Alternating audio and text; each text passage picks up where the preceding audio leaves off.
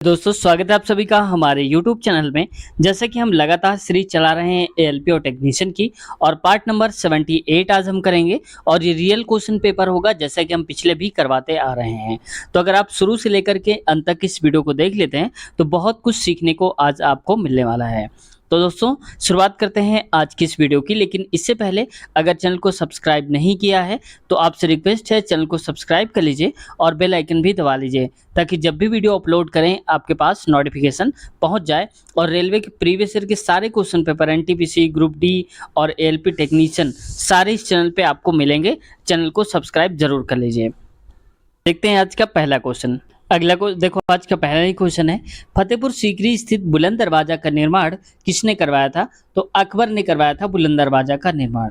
अब आपको ये बताना है दोस्तों कि जो आगरा का ताजमहल आप सब जानते होंगे, जो ताजमहल है इसका निर्माण किसने करवाया था और किसकी याद में करवाया था, इसके बारे में आपको बताना है। ठीक है, अब देखो यहाँ पर फतेहपुर सीकरी, अब कई बार इस क्वेश्चन को क्या बोल देता है घुमा के कि बुलंद दरवाजा, अकबर द्वारा निर्मित बुलंद दरवाजा किस शहर में स्थित है, ऐसा पूछ लेता है। और ऑप्शन में कई सारे दे देगा, आगरा, फतेहपुर सीकरी, दिल्ली, ऐसे करके। तो ये क्वेश्चन दूसरी तरह से भी घुमाया जा सकता है। तो इस वजह से आपको फतेहपुर सीकरी, बुलंद दरवाजा और अकबर, इनका संबंध पता होना चाहिए।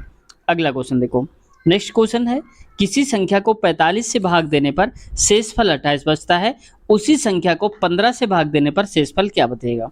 तो देखो, जब कभी ऐसा क्वेश्चन आ जाए तो आप एक काम किया करिए, तो शेषफल क्या बचता है? 28, तो इसको लिख दो आप 28। फिर कह रहा है किससे भाग दे रहे हैं? 15 से, तो 15 से भाग दे दो। ये बताओ कितनी बार जाएगा? तो एक बार जाएगा भाई, 15 दूनी 30, ज़्यादा हो जाएगा, 28 ही है। तो 15 एक कम 15, 15 एक कम 15, तो 15 एक कम 15 हुआ, ये है 28। तो 15 तक पहुंचे तो एक्स्ट्रा कितना बचा? 28 माइनस का 15 मतलब कि 13। तो 13 आंसर आ जाएगा, सही उत्तर चौथा ऑप्शन हो जाएगा। ठीक है, अगर नहीं समझ में आया तो मैं आपको एक बार फिर से रिकॉल करा देता। देखो, जब कभी ऐसा क्वेश्चन आता है तो ये शेषफल जो बचता है लास्ट वाला, ठीक है, पहला लास्ट, तो इसी में से दूसरे वाले जो भाग दिया जा रहा है जो नंबर से, उसी को लिख दिया करो।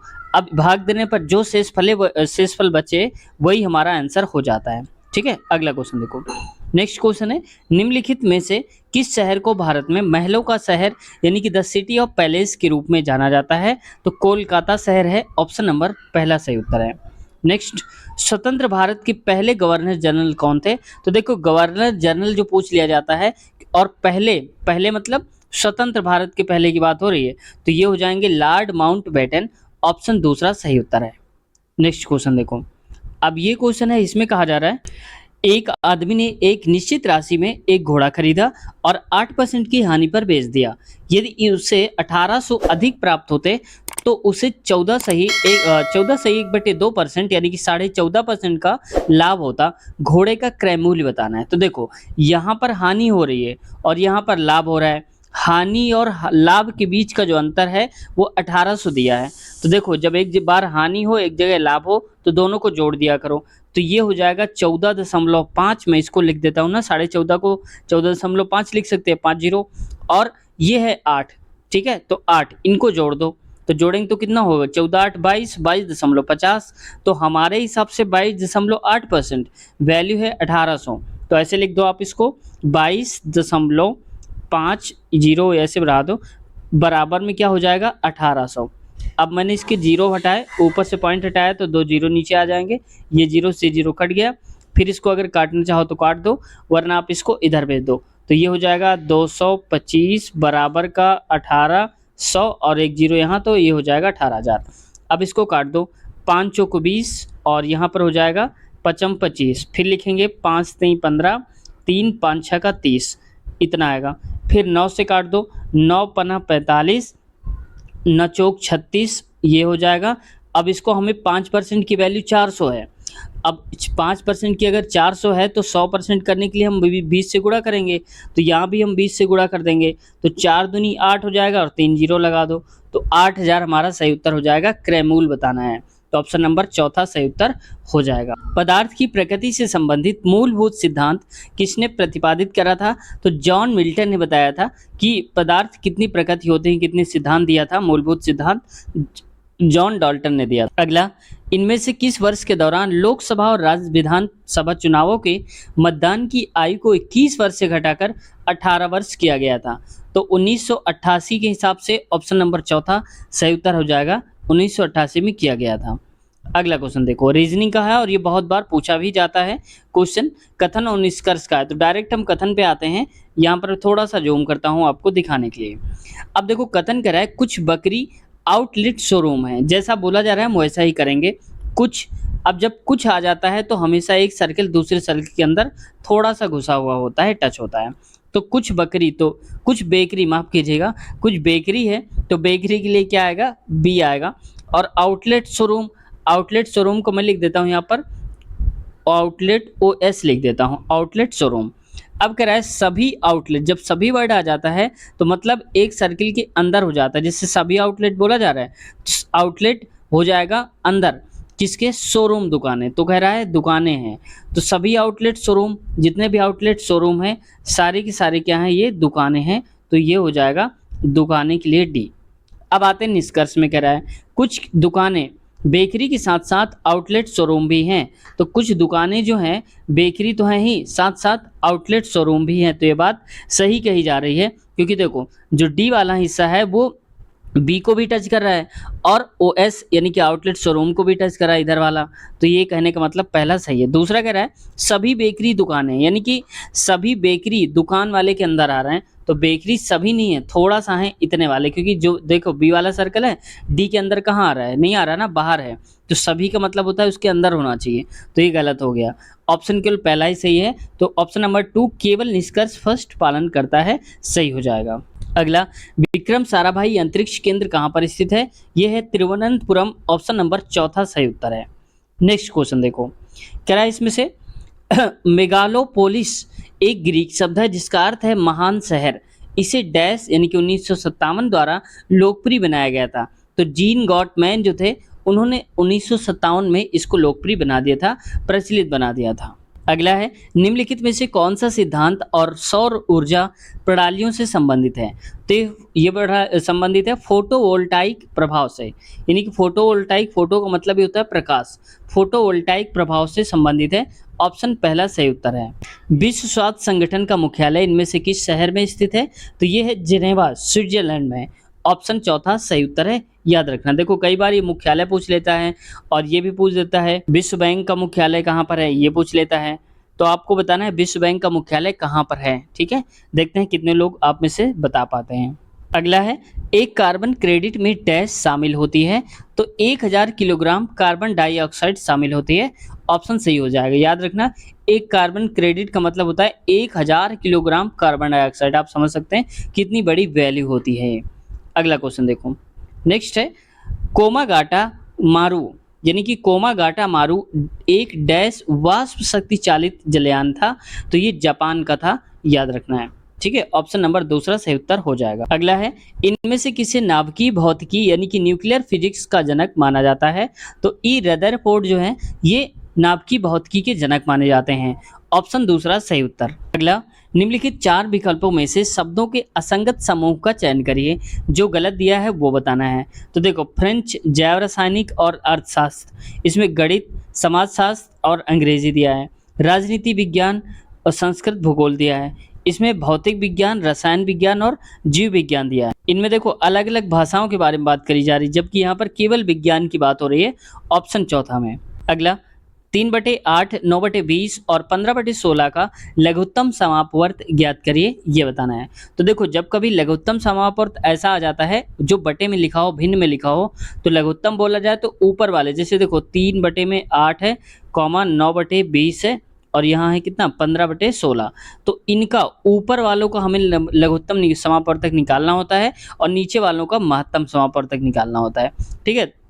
तो पहले हम निकाल के दिखा देता हूँ आपको। लासा 3 का, 9 का और 15 का।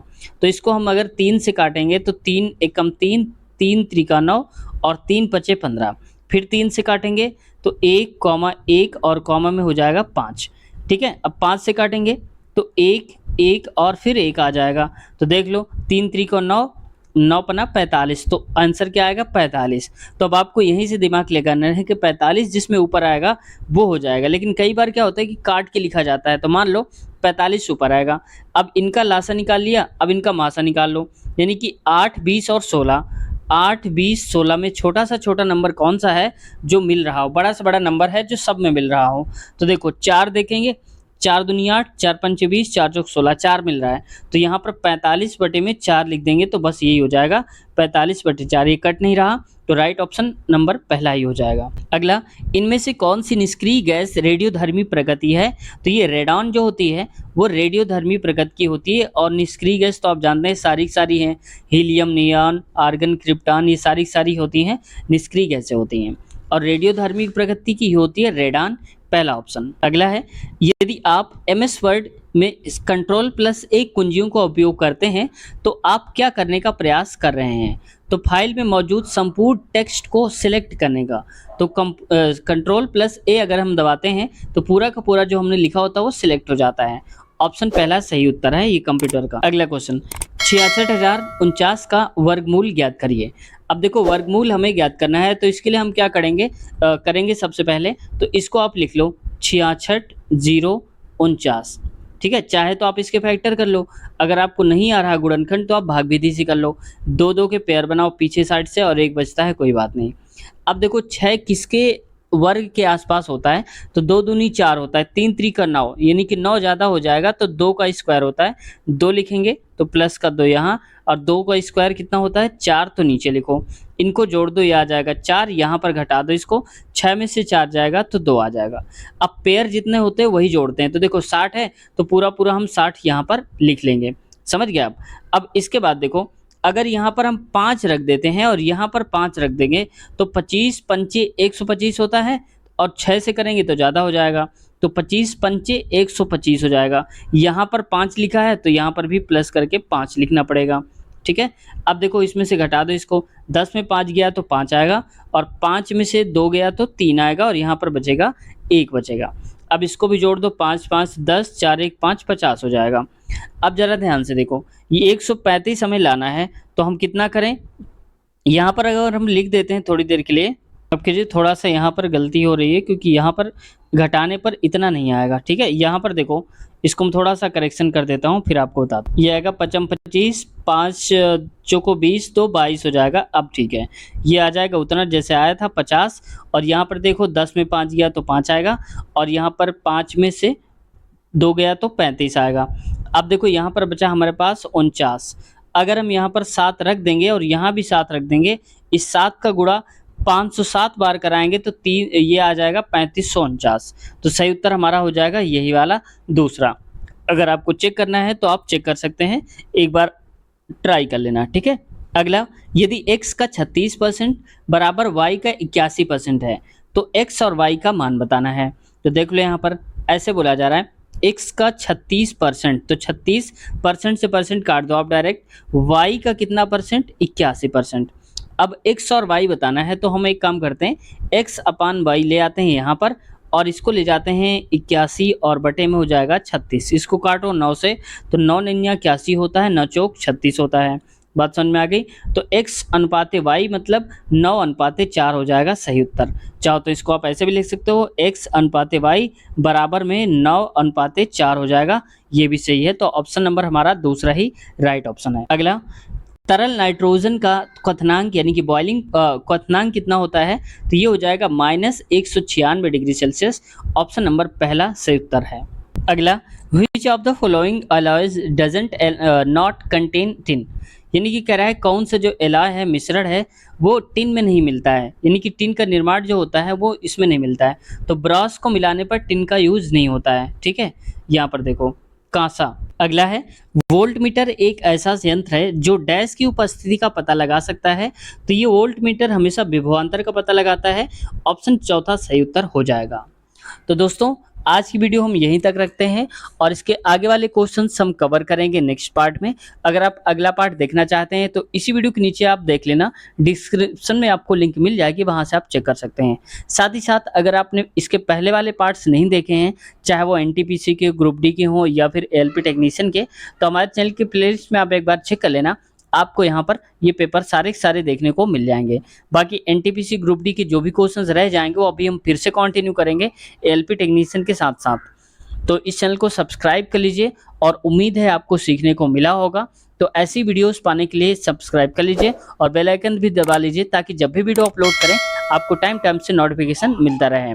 तो फ्रेंड्स, अगर आप मैथ की भी तैयारी करना चाहते हैं तो आप गणित वीडियोस के नाम से प्लेलिस्ट यहाँ पर मिल जाएगी आपको चैनल पे, एक बार चेक कर लेना। उसमें हमने बहुत सारे चैप्टर्स करवाए हैं और एकदम बेसिक से क्वेश्चंस लिए हैं और हाई लेवल तक के करवाए हैं। तो बहुत ही कम समय में सॉल्व करने का तरीका भी बताया है, तो एक बार आप चेक जरूर कर लेना। तो मिलते हैं नए वीडियो में नए क्वेश्चंस के साथ। अपनी पढ़ाई जारी रखिए। Take care, bye bye.